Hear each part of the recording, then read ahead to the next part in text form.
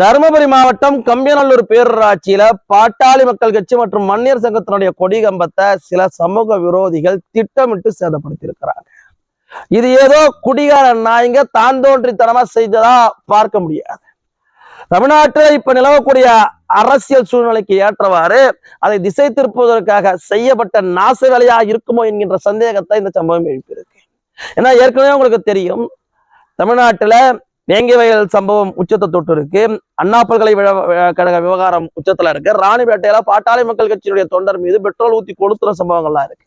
இதையெல்லாம் திசை திருப்புவதற்காகவும் சமீபத்துல தருமபுரிக்கு வந்திருந்த பாட்டாளி மக்கள் கட்சியினுடைய நிறுவனர் மற்றும் அன்புமணி ராமதாஸ் அவர்களை பார்ப்பதற்காக திரண்ட கூட்டத்தை கண்டு அஞ்சியும் இப்படியான நாசகார செயல்களை திட்டமிட்டு எவரேனும் செய்திருக்க கூடும் என்பதுதான் அந்த பகுதி மக்களுடைய அச்சமாக இருந்துகிட்டு இருக்கு. இப்படியான வேலைகளை எல்லாம் நெடுங்காலமாக அவர்கள் செய்து வரக்கூடியவர்கள் தான்.